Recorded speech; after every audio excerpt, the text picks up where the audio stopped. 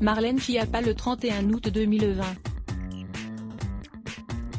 Bastien Louvet est resté 6 pas 20 minutes à interviewer Marlène Schiappa, ministre déléguée auprès du ministre de l'Intérieur, en charge de la citoyenneté. La ministre a porté, lorsqu'elle était secrétaire d'État à l'égalité entre les femmes et les hommes, le Grenelle des violences conjugales, qui a 1 an. La ministre annonce que le recrutement des 80 intervenants sociaux promis l'an dernier se poursuit, et que le budget de son ministère va être sanctuarisé. Elle répond aussi aux critiques de 2 sénateurs au sujet de son budget. Le Grenelle des violences conjugales a 1 an. L'occasion pour 20 minutes de s'entretenir avec la ministre qui l'a porté, Marlène Schiappa, et de discuter budget, l'une des réclamations de longue date des associations, pour lesquelles, si les choses n'avancent pas, le compte n'y est pas. D'autant que vient tout juste de sortir un rapport de 2 sénateurs, qui relève le décalage constant entre les opérations de communication gouvernementale sur les moyens engagés et la réalité des crédits mis en œuvre. L'année 2019, avec le Grenelle des violences conjugales, devait être celle du réveil des consciences. On a connu en réalité 25 féminicides de plus que l'année précédente, 146 femmes ont été tuées par leur conjoint. Comment expliquez-vous ce paradoxe et n'est-ce pas là un échec de votre politique? Toute mort de femme est une mort de trop, que ce soit 25 ou 200. Sur les 15 dernières années environ, en tout cas depuis qu'il y a une étude sur les morts violentes dans le couple, l'écart est toujours de plus ou moins 30 féminicides, au maximum. En 2018 on était sur un chiffre plus bas. Donc si on regarde par rapport à 2018, oui il y en a 25 de plus, mais si on regarde par rapport aux années précédentes, c'est toujours le même chiffre, donc dire qu'il y a une grosse augmentation des féminicides par rapport à la moyenne habituelle, c'est faux, mais peu importe. Ensuite, j'ai entendu des gens comme, l'actrice, Julie Gaillet dire que c'était l'échec du Grenelle des violences conjugales parce qu'en 2019 il y a eu beaucoup de féminicides. Nous avons lancé le Grenelle justement parce qu'il y avait eu beaucoup de féminicides en 2019. Donc c'est tout l'inverse. Le Grenelle s'est tenu de septembre à décembre 2019. Les lois ont été votées en décembre 2019 puis en juillet 2020. Dire que les chiffres de 2019 permettent de tirer des conclusions sur l'efficacité d'une chose qui s'est tenue après, c'est au mieux de la mauvaise foi, au pire de l'ignorance.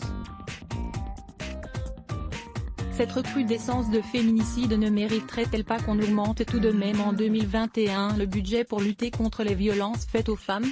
Bien sûr. J'ai toujours dit que le budget devait être augmenté. Entre 2017 et 2020 le budget interministériel dédié à l'égalité femmes-hommes et à la lutte contre les violences a augmenté de 250%. Ce sont des chiffres qui sont publics. Ils ne viennent pas de moi. Ils viennent de l'administration du budget. C'est la première fois que le budget a été exécuté totalement. Avant 2017, des budgets dits insincères ont été épinglés par la Cour des comptes, disant vous votez des budgets que vous ne dépensez pas. Ça c'était le quinquennat de François Hollande. Nous, au contraire, nous avons utilisé plus de 100% du budget de mon secrétariat d'État. Et en partant du ministère j'ai obtenu une première augmentation de 5 millions d'euros pour les associations. Ce qui fait, si on regarde les chiffres de l'administration de Bercy, des chiffres sans cesse en augmentation pour ce budget depuis 2017. Oui mais ce sont surtout des autorisations d'engagement, définies par Bercy comme le support de l'engagement de dépenses qui peuvent s'étaler sur plusieurs années, et non pas de crédits de paiement, définis comme la limite supérieure des dépenses pouvant être ordonnancées ou payées pendant l'année. Je suis en train de vous dire l'inverse, ce budget justement il a été exécuté au ministère. Il a été engagé notamment pour les associations. Là sur 2020, j'ai eu une gestion de bonne mère de famille, et sur l'année 2020 j'aurais dépensé la moitié du budget en juillet, et sur l'autre moitié il appartient à ma successeur de la gérer. Je suis en train de lire le rapport du Sénat sur le financement de la lutte contre les violences faites aux femmes des sénateurs @Arnaud-Bazinvaux et @Éric Bocquet qui n'est pas tendre avec le gouvernement. Dénonce notamment une com gouvernementale en forme d'illusion. pic.twitter.com/aguawifif, audelorios@audelorio, Auguste 27, 2020. Quand vous citez 1 milliard, c'est de l'argent qui peut être dépensé mais pas forcément dans l'année. Non, vous faites erreur. Et d'abord ce n'est pas moi qui le cite, c'est Édouard Philippe. Il n'est pas connu pour être un flambeur.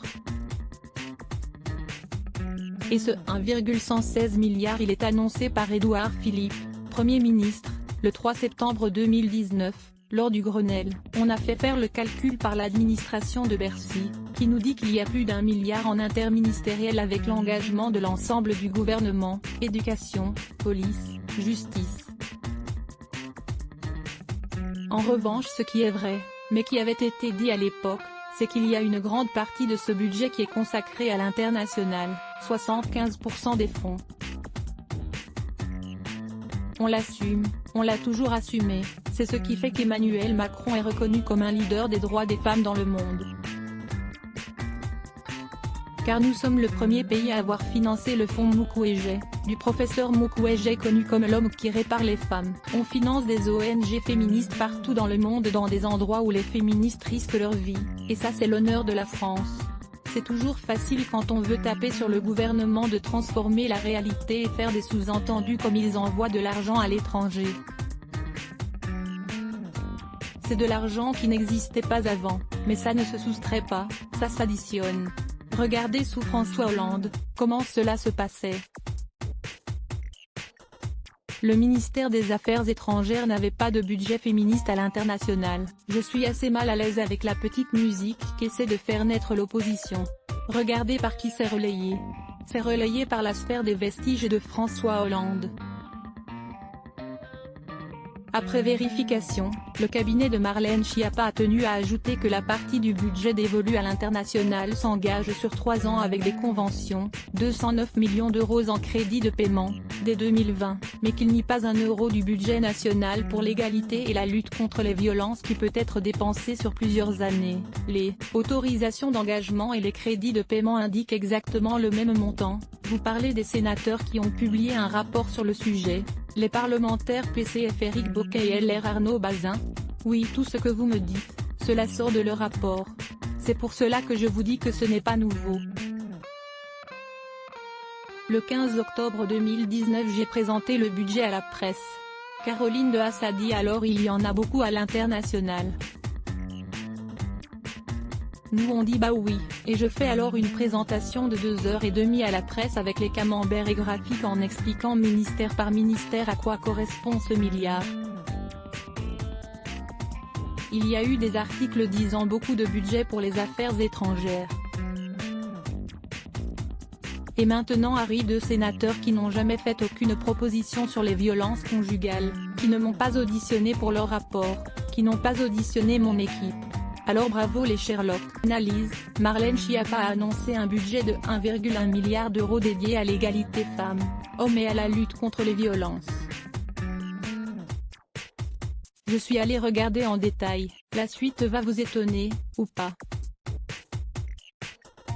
Flèche courbe vers la droite puis le bas, Caroline de Haas @Caroline de Haas, octobre 17, 2019. Eux nous ont affirmé vous avoir contacté à ma connaissance. Je n'ai jamais reçu de mail, ma conseillère qui s'occupe de ces sujets non plus, voire précision plus bas. On a vérifié au moment où le rapport est sorti. Jamais aucun des deux ne m'a posé de questions. On peut interpeller la ministre au Sénat, j'y suis souvent. Ils ont interrogé le service des droits des femmes, il suffisait de lui dire pouvez-vous prendre un rendez-vous avec la ministre, elle l'aurait fait. J'ai toujours répondu présente à tous les sénateurs. Et j'ajoute que ces 2 sénateurs ont voté mes 3 lois, voire précision plus bas. Ils disent, il n'y a pas assez de nouvelles mesures, mais il fallait faire des amendements, c'est le travail parlementaire en fait. Il y a de nombreuses nouvelles mesures qu'ils ont votées, c'est facile maintenant de dire les lois qu'on a nous-mêmes votées finalement on ne les aime pas. La ministre a proposé après cette interview une rencontre avec les sénateurs, ce budget va être augmenté en 2021, de combien? Le budget de l'égalité femmes-hommes a été en constante augmentation. De 2020 à 2021 l'augmentation va continuer, avec ma successeur ils sont en train de discuter, je crois qu'il y aura environ 10 millions en plus. Ensuite sur le budget du ministère de l'Intérieur contre les violences, on a 230 millions d'euros. C'est une sanctuarisation du budget 2020-2021. Ça n'augmente pas donc, il y a eu une première augmentation l'année dernière pour 2020.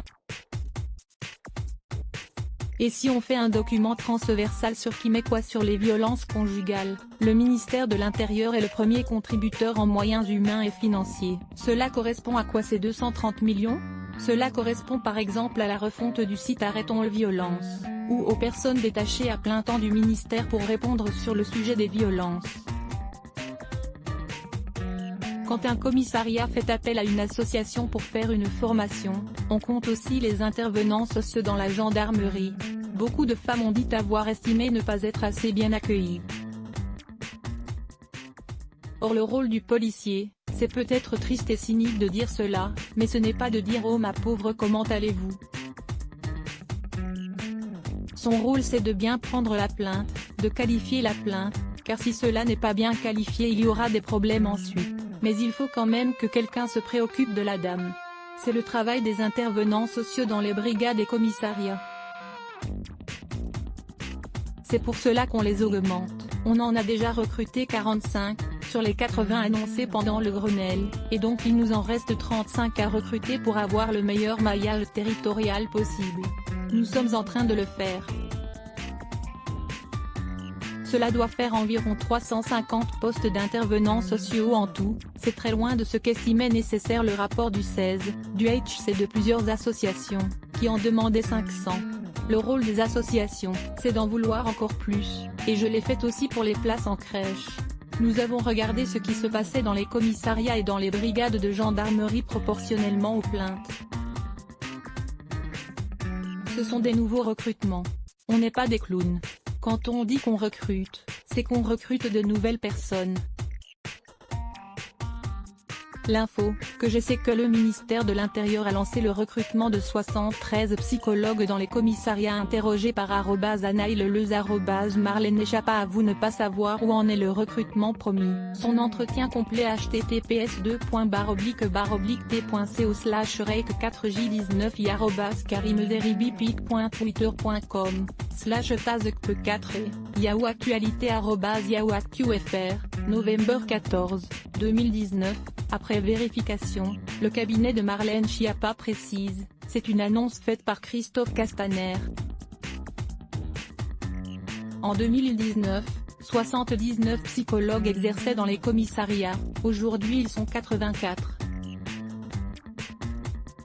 Nous poursuivons évidemment ce travail chaque année. Quelques précisions nécessaires concernant les demandes de rendez-vous adressées par les sénateurs à Madame Schiappa. Un mail a été adressé en novembre 2019 à Thomas Brisson, ex-directeur de cabinet de Marlène Schiappa, demandant des informations relatives au financement des mesures annoncées par le gouvernement dans le cadre du Grenelle contre les violences conjugales. Un courrier adressant une demande de rendez-vous à la même adresse est parti le 22 janvier. Une relance par email a ensuite été adressée le 27 février à Thomas Brisson, indiquant que les sénateurs aimeraient pouvoir rencontrer la ministre, joignant à nouveau le courrier. Nouvelle relance le 30 mars, par courrier, auquel le directeur de cabinet de Madame Schiappa répond, précisant envoyer par courrier les réponses aux questionnaires demandés, et se tenir à disposition des sénateurs. La rencontre ne s'est ensuite jamais faite du fait du confinement selon le sénateur Éric Bocquet. Tous ces documents ont été fournis à 20 minutes. Courrier des sénateurs Bocquet et Bazin en date du 22 janvier, capture. Sur les autorisations d'engagement et crédits de paiement. Des autorisations d'engagement permettent sans doute de faire des annonces. La réalité d'une politique s'évalue quant à elle à la vérité des crédits payés. Confirme le sénateur Éric Bocquet à 20 minutes, une ancienne économiste à Bercy, professeure d'économie, explique elle aussi, de manière plus crue, les autorisations d'engagement permettent d'annoncer la couleur, les crédits de paiement c'est la concrétisation. Cela permet aux élus de faire des tours de passe-passe. Si on dit qu'on va annoncer 100 millions d'euros pour verdir la politique des régions, à la fin on a peut-être seulement 20 millions dépensés, c'est souvent le cas. C'est le cas pour beaucoup de crédits européens, dont 70 à 80% ne sont pas dépensés. Et autre supercherie, ils sont dépensés sur plusieurs années. Concernant les amendements des sénateurs et le vote des lois Chiappa, des amendements ont été déposés sur la mission en décembre 2019. Pour ma part, je n'ai pas voté les crédits de la mission. Mon collègue Arnaud Bazin a eu un vote positif malgré ses réserves, explique Éric Bocquet. Un amendement a en effet été déposé le 29 novembre pour augmenter d'1 million d'euros les crédits dédiés à la lutte contre violences faites aux femmes. Il ne s'agit pas cependant d'une mesure innovante. Une faute ? 1,1 000 partages Let's Block ADS. Why ?